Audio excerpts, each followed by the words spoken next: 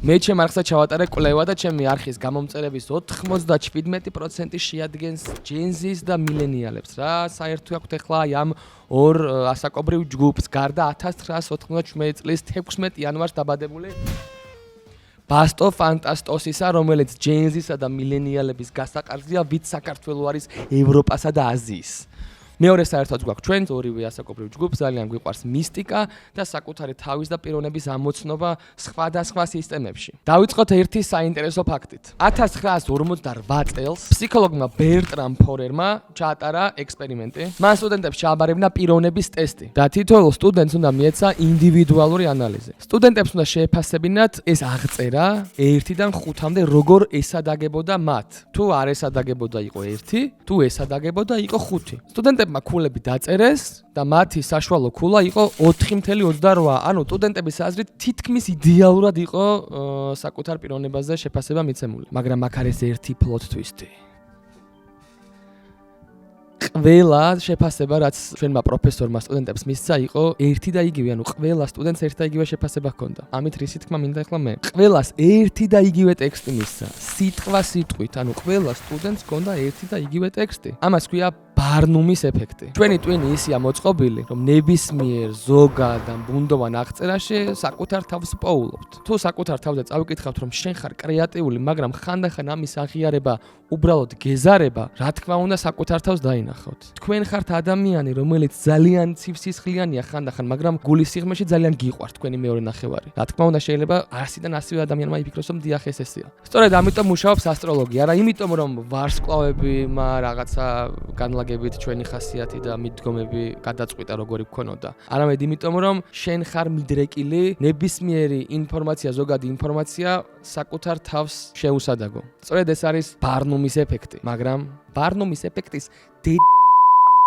დღეს არის ჩემი დაბადების დღე, ჩემი დაბადების დღე ზოგადად რიტუალური მოვლენა და სწორედ ამიტომ ბარნუმის ეფექტს დავივიწყებთ და ვილაპარაკებთ ზოდიაქოებზე, თუმცა არ ვილაპარაკებთ მარტო დასავლურ ჰოროსკოპზე, რაც ყველა მოიცით, ვილაპარაკებთ ვედურზე, ვილაპარაკებთ დროიდულზე, ვილაპარაკებთ ნუმეროლოგიაზე, ვილაპარაკებთ სკივიდიზე, ვილაპარაკებთ ტოილეტზე, ვილაპარაკებთ საერთოდ ყველაფერზე და გადავწყვიტოთ, რომელი არის სწორი, ან საერთოდ არსებობს თუ არა სწორი. Pasto, fantasto, scalmanes too much me. ერთიცა, მაგრამ მრავალი ხედვა. როცა გეკითხებიან რა ნიშანი ხარ შენ, მარტივად პასუხობ: ლომი, ქალწული, თხიზრქა, ვერძი. შენ გონია რომ ეს პასუხი უნივერსალურია, მაგრამ სინამდვილეში ეს მხოლოდ პატარა პაზლის ნაწილია დიდი სურათის. 1000 წლეულობის განმავლობაში სხვადასხვა ცივილიზაცია ცას სხვადასხვანაირად კითხულობდა. ზოგი მზეს აკვირდებოდა, ზოგი სხვა ვარსკვლავებს, ზოგი პლანეტებს, ზოგი ხეებს, ცხოველებს. დღეს ჩვენ გავწდებით იმ ჰოროსკოპს, რომელსაც ჟურნალის ბოლო ფურცელზე კითხულობდი ხოლმე. და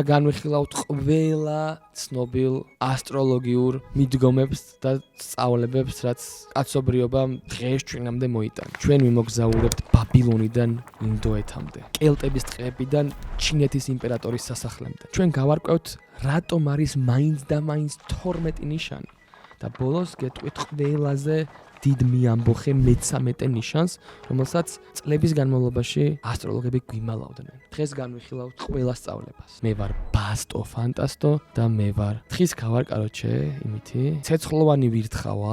მოკლედ დავიწყოთ ყველაზე პოპულარული პირველ რიგში, ვინც დაბადების დღეს მილოცავთ ამ წამს, უღრმესი მადლობა.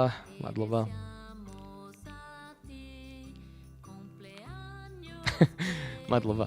ასე მინდა შევახსენოთ, რომ ყველა ადამიანს, ვისაც აცვია საქართველოს ნაკრები და ღირსია რო ეცვას, ვისაც აცვია საქართველოს საკალათბურთო ნაკრების ფორმა და თან უნდა ეცვას და ასევე ყველა ადამიანს მედალი, რამე მედალი აქვს ოლიმპიადაზე აღებული, ყველა სპონსორი და ასევე ჩემი გენერალური სპონსორი საქართველოს ბანკი არ გაჩერდეთ, თქვენ ამას შეძლებთ.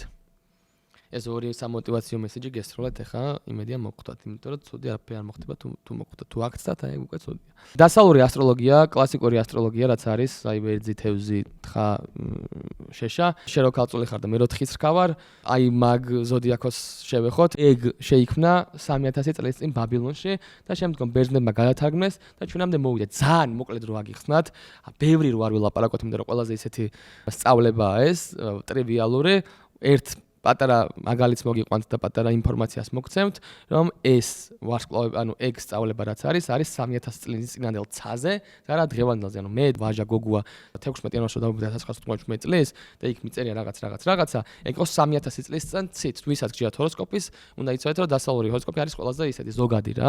გაზაფხულში თუ დაიბადე ისეთი ხარ, ზამთარში თუ დაიბადე ესეთი ხარ, ზაფხულში თუ დაიბადე ისეთი ხარ და სწორედ მაგაზია დაყრდნობილი და არა რამე კონკრეტულად ვარსკვლავების და პლანეტების და იმის განლაგებაზე შეინდაბადების დროს. ეგ არის 3000 წლის წინ ბაბილონელებმა როცა ასახეს, მაგ დროს რანაირად ცაც იყო, მაგის მიხედვით არის გაკეთებული.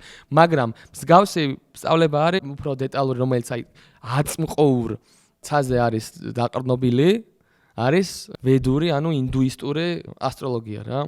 რატომ უნდა იყოს ვედური ასტროლოგია დასავლურ ასტროლოგიაზე უფრო ზუსტი, რადგან დედამიწა რო ტრიალებს, არ ტრიალებს სტაბილურად, ის ირხევა და ამ რხევას ქვია პრეცესი, იხრება და ყოველ 72 წელიწადში ერთხელ დედამიწის ცა 1 გრადუსით იხრება, სხვა ცას ვხედავთ 1 გრადუსით. და 3000 წლის წინ ეს ცა საერთოდ სხვანაირი იყო, იმიტომ რომ 3000 ჯერ 3000-ში რამდენჯერად 72 ჩაეტება, იმდენი გრადუსით არის გადახრილი. სწორედ ამიტომ 3000 წლის წინანდელი ცა შეიძლება განსხვავებული იყოს დღევანდელი ცისგან, შეიძლება კიდევ უეჭველი განსხვავებული არის. სწორედ ამიტომ ვედური სწავლება, ვედური ჰოროსკოპი უფრო ნამდვილია, ასე რომ ვთქვათ, ვიდრე დასავლური. ეს არის საიტი, სადაც თქვენ ჩაწერთ თქვენს სახელს, გვარს, დაბადების თარიღს, რომელ საათზე დაიბადეთ და იმ მომენტის ცის მიხედვით გიკეთებთ ანალიზს და ვერაფერს ვერ გაიგებთ, რა მოგიგებთ რაღაცა საოცრება უაზროა, რაღაცა ნახაზებს, მაგრამ თქვენ ვცხოვრობთ 2026 წლის დასაწყისში, როცა ChatGPT არსებობს, ამ რაღაც ლინკს ChatGPT-ს ჩაუგდებთ thinking-ზე, გადაიყვანთ და აჭერთ, რომ აბა რას მეუნებაო, ის 1-20 წუთი იფიქრებს და გეტყვით თავიდან ბოლომდე წაგიკითხავთ რუკას, რომელიც დაგიჯდებოდა ალბათ რაღაც რამდენი ღირს ჰოროსკოპი, მირო შენ გეცოდი მე. 80? რუკის წაკითხვა. აბა 300 ლარი. 300 ლარი დავზოგე, შეგიძლიათ 100 ლარი გადმომირიცხოთ, 200 ლარით რამე უყიდოთ საკუთარ საყვარელ ადამიანს. კელტური ზოდიაქო არის ალბათ ყველაზე simple. ხო იცით რაც არის? კარგი იყოს, მაგრამ რა არის? ჩვეულებრივი ხო? Ordinary. ყველაზე ordinary სწავლება არის, რადგან კელტები არ იყურებოდნენ ცაში, არა როგორ არ იყურებოდნენ, მაგრამ ცაში არ ეძებდნენ ბედისწერას, ისინი ეძებდნენ ტყეში, კელტებისთვის წელიწადი არის დაყოფილი 13 თვარის თვედ. დაიმახსოვრეთ 13, რატო დაგამახსოვრეთ 13, მე გეტყვით რატომაც დაგამახსოვრებდით. და ყველა თვეს აქვს თავისი შესაბამისი ხე. აი მაგალითად მე ვარ birch-tree, არყის ხე ვარ. არყის ხეს როგორც თხის რქას, აქვს თავისი ხასიათი, აქვს თავისი ისინი, თავისი ესენი და კელტები ფიქრობდნენ, კელტური ზოდიაქო და კელტური ჰოროსკოპი თავიდან ბოლომდე არის ხეებზე და ტყეებზე აგებული და არა ვარსკვლავებზე. მაგალითად თუ დაიბადეთ ზამთარში, იანვარში, მეს როცა დავიბადეთ, თქვენ იქნებით არყის ხე, რაც ნიშნავს იმას, რომ თქვენ უნდა იყოთ წესით სახალი საწყისების და ინოვატორი და ეგეთი ტიპი. და თუ დაიბადეთ ზაფხულში, რომელიღაცა ივნის, თქვენ იქნებით მუხა, რომელიც არის სიმბოლო სიძლიერის, სტაბილურობის და გამძლეობის და კარგი საყრდენობის მაგალითი, თუ შედარეს და ადრინი. მარგარინი. ჩემთვის სიმართლე გითხრა ყველაზე არასაინტერესო იყო, როდესაც კვლევას ვატარებდი, მე და რამდენიმე ასტროლოგი ვისხედით, კვლევას რო ვატარებდით, კელტური იყო ყველაზე უინტერესო ჩემთვის რა. გადავიდეთ ჩინურ ზოდიაქოზე, ჩინური ზოდიაქო თქვენ რომ გონიათ, ჩინურ ზოდიაქოზე რეები არიცით, ყველას გონიათ, რომ ჩინურ ზოდიაქო არის 12 ზოდიაქო შედგება, ხო? არა, ჩემო საყვარლებო, 12-ისგან შედგება 60-ისგან. რადგან ჩინურ ზოდიაქოში არსებობს 5 ელემენტი და ამ 5 ელემენტის შესაბამისი 12 ცხოველი არსებობს, 12 ზოდიაქოს რაღაც, მაგალითად. არსებობს 5 ელემენტის ხარი. შენ თუ გონი რომ ხარი ხარ, არ ხარ ხარი, შენ ხარ ხარი, რომელიც ერთ-ერთი ცეცხლოვანი ხარი, ყვინთავი ხარი, ფრინავი ხარი, ელემენტის შესაბამისი ხარი. სულ არის 5 ჯერ 12, გამოდის 60. 60 ზოდიაქოს ნიშანი აქვს ჩინურ ჰოროსკოპს რა. კიდევ ერთი საინტერესო რაღაც მინდა გითხრათ, თელი ცხოვრება მეგონა რომ ვიყავი ხარი. ჩინურით ხარი ვარ, დასავლურით ტყის რქა ვარ, ძმა, მთვარე მყავს ვერზში ძმა, იმენა რქი ვარ, იმ მოგაწვები გაგწევ.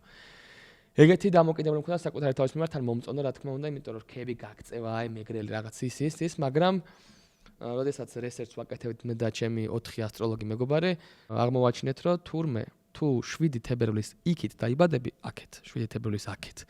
მე დავიბადე 1997 წლის 16 იანვარს. მაგრამ ჩინური კალენდრით მე დავიბადე 1996 წლის 16 იანვარს, იმიტომ რომ 7 თებერვალს არის იქ ახალი წელი, 7 თებერვალს ხდება ახალი წელი. 7 თებერვალამდე თუ დაიბადე, ხარ წინა წლის. და ხარი არის, ვინც დაიბადა 1998 წლის 16 იანვარს. ხდებით, მე ვინ ვარ იცით? თქვა უეჭველი მაგარი ყლეობა ვარ. ცეცხლოვანი ვირთხა. აღმოაჩინა თუ მე ვარ ცეცხლოვანი ვირთხა. ვინც დაბადებული ხარ 7 თებერვალამდე და თავი გეგონათ ჩინური ზოდიაკოთი რაღაცა, იმას -1 ხართ, რომ იცოდეთ. -1 არა, იმის უკან რაც არის რა.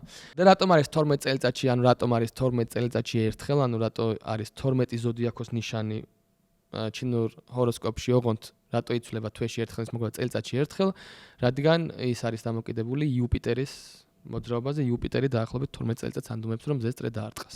სწორედ ამიტომ იუპიტერს მისდევენ და იუპიტერის მიხედვით არის ეს 12 ასტროლოგიური ნიშანი შექმნილი. გადავიდეთ ერთ-ერთ ყველაზე mind blow-ზე, საინტერესოზე და ბევრმა რო არ იცით სხვათა შორის, ეს არის მაიას ტომის ჰოროსკოპი. მაიას ტომის ჰოროსკოპი ძალიან საინტერესო რა. მაიას ტომის ჰოროსკოპში არსებობს 260 ზოდიაქოს ნიშანი, იცით თქვენ? ანუ 260. როგორ ითვლება 260? როგორც ჩვენ გვაქვს კვირაში 7 დღე, ანუ 2 შაბათი, 3 შაბათი, 4 შაბათი, 5 შაბათი, პარასკევი, მაიას კალენდარში, რომელსაც ქვია ცოლკინი, ცოლკინში არის 20 დღე.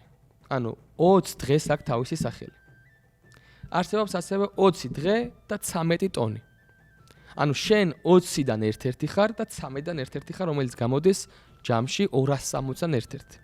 ანუ მაგალითად ქარი ხარ, ან ჯოხი ხარ, ან ძაღლი ხარ, ან სიკვდილი ხარ, ან სიცოცხლე ხარ, მსგავსი ისინი არის, 20-დან ხარ ერთ-ერთი და ასევე გაქვს 13-დან ერთ-ერთი ტონი. ან მე-10 ტონი, ან მე-4 ტონი, ან მე-6 ტონი. სწორედ ამის კომბინაციით გამოდის, რომ შენ ხარ 260 მაიას ტომის ზოდიაქოს ნიშანიდან ერთ-ერთი.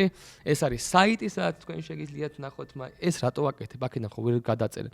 Description-ში მაქვს საიტი ჩასმული, ყველა საიტი, სადაც შეგიძლიათ გაერთოთ, მეგობრებო, მართლა გეუბნებით, ძალიან კაი გასართობია. როგორც იყო MBTI კაი გასართობი და მითხარით რომ მაგრა გავერთი, იმას გავაკეთებინე, ამას გავაკეთებინე, მინიმუმ 2-ჯერ მეტად შეგიძლიათ გაერთოთ რა. სხვა შორისაც გავაკეთებინე მაიას ტომის, ძალიან მოეწონა და მეც მაგრა დამემასა, ძალიან საინტერესო იყო, განსხვავებული იყო და ერთ და იგივე ისინი პატერნები არ მეორდება რა. ეხლა მაგალითად მე ვარ ვაჟა გოგუა და ვიცი ვინც ვარ, როგორიც ვარ, ესეთი ვარ ზუსტად. და რომ იგებენ ჩემს რომ თხიზრქა ვარ, ძალიან უკვირთ, იმიტომ რომ მე მიწის სტიქის ნიშანი, კაცო, თხიზრქა ესეთი მოწადინებული, ესეთი ცანცარა როგორ ვარ. არ აქვს მნიშვნელობა, ძმაო, თხიზრქა ხარ თუ ქალწული ხარ. ყავა ყველაზე ერთნაირად მოქმედებს, როგორი იყო.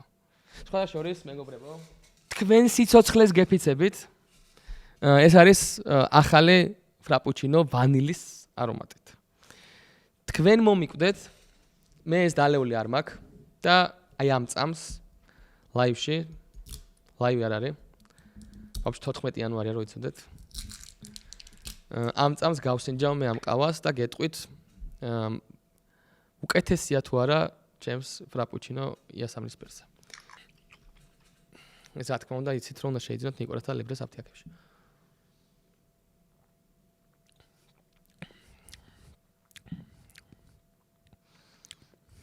ნაკლებად ტკბილია ვიდრე ის არის.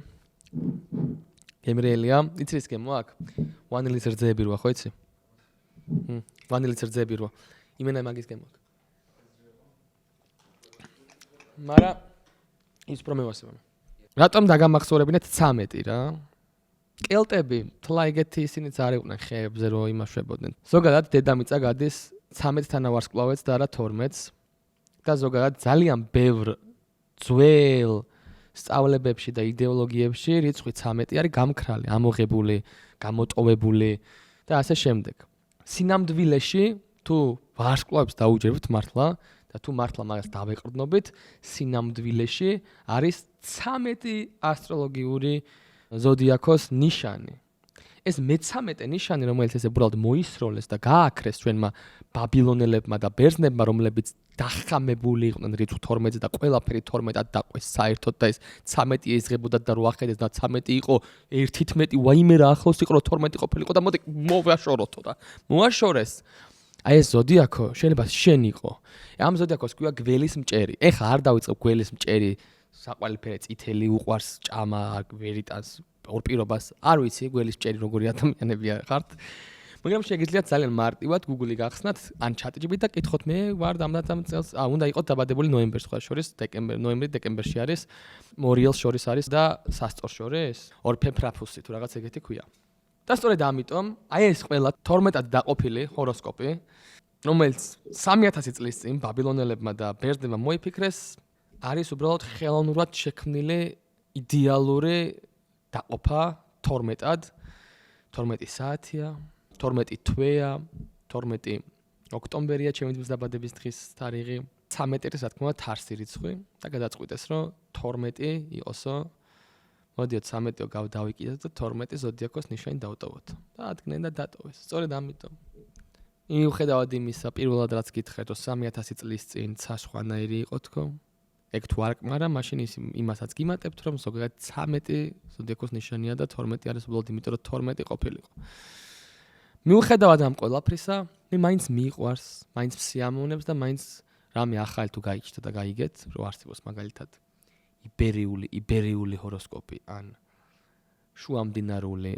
ჰოროსკოპი ან კორეული მე დიდი სიამოვნებით ჩავწერ მაგ ჩარტში ჩემ ასაკს, ჩემ სახელს, დაბადების საათს, მამის სახელს და დიდი სიამოვნებით წავიკითხავ თუ როგორი ხასიათი მაქვს მე. თითქოს ის არ მყოფნიდა სარკეში რო ვიყურები და ერთ გენიალურ პიროვნებას რო ხედავ, რომელიც დაიპყრობს ყველაფერს, რასაც მოინდომებს, მაგრამ ცოტა რამეს მოინდომებს, თავზე არ გადაიჭრავს. უცებ არაფერ შუაში არ არის ზოდიაქოსთან, მაგრამ ესე უნდა გითხრათ რა. ბარსელონა რეალს უყურეთ? თუ არ უყურეთ, უყურეთ, იმიტომ რომ ბარსელონას შესანიშნავ ძალიან მაგრა გაასწორა. და მე უყურე ბარში რესტორანში უყურე, ძალიან მაგარი თამაში იყო, მაგრამ გაასწორა. არ დაგივლერის მაკრატელაც კაი იყო, პროსტო რომ შეეგდო უკეთესი იქნებოდა.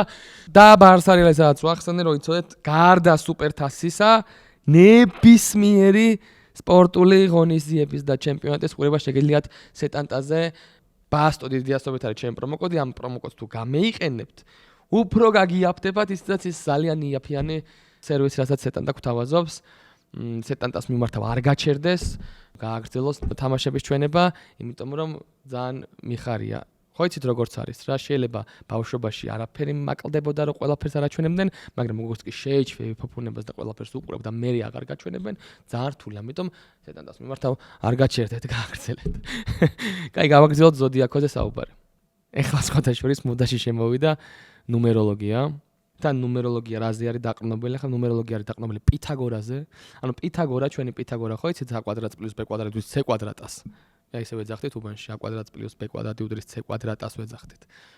ფიქრობდა რომ ყველაფერი არის საერთოდ მთელი სამყარო რიცხვებისგან შემდგარი და მათემატიკური რაღაცა ის არის, რა ქვია, მატრიცა არის. და მაგაზე დაყრდნობით, მაგ იდეოლოგიაზე დაყრდნობით შეიქმნა ნუმეროლოგია, რომელიც ძალიან მარტივი მათემატიკაა, რომელიც არ მომწონს ეგეთი მარტივია, იმიტომ რომ ვერ დაიყრდნობი. აი მაგალითად სანამ მე ხარ გაგიშლით ამ თემას, მაგრამ უბრალოდ რაღაცა გასართობებს გადავთ, რითაც შეიძლება გაერთოთ. 1998 წლის 16 იანვარს ვარ დაბადებული. ჩემი ნომერი არის 1 + 9 + 9 + 7 + 0 + 1 + 1 + 6, ანუ 1997 0116. და ამის ჯამი უნდა გამოვიდეს და შეკვეცო ერთ ნიშნა რიცხვამდე გარდა 11-ის და 22-ის და 33-ის. ეს ყველაფერი გამოდის 34, რო შეკრიბო 34 არის 3 + 4 და გამოდის რო არის 7. ეს არის მარტივი ჩარტი. 7 რას ნიშნავს, 2 რას ნიშნავს, 3 რას ნიშნავს, 4 რას ნიშნავს და რატომ არის ეს ეხლა ყველაზე პოპულარული? იმიტომ რომ ფიგურირებს სიტყვა მათემატიკა, ფიგურირებს სიტყვა მეცნიერება, ფიგურირებს სიტყვა სახელი პითაგორა და არა ცაგარელი და სწორედ ამიტომ მოდაში არის დღეს ნუმეროლოგები. ასტროლოგებთან აღარ დადიან ხალხი, დადიან ნუმეროლოგებთან, რომლებიც შენ დაბადების თარიღს შეკრებენ და გეტყვიან ვინ ახარ, რა ხარ და რა იქნები. თან ბუნება ყველგან იმეორებს ამ მათემატიკურ მოდელებს. ეს არის მათემატიკური მოდელები, რომელიც ყველგან მეორდება, თუ რამე იდეალურად არის შექმნილი, არის რაღაცა მოდელის ფორმულის რაღაცა გამეორება რეალობაში. ნუმეროლოგიაც, ასტროლოგიაც არის ორივე ოფიციალურად მეცნიერება არის და ორივე არის ბევრად ღრმა ვიდრე მე ახლა ვისაუბრე.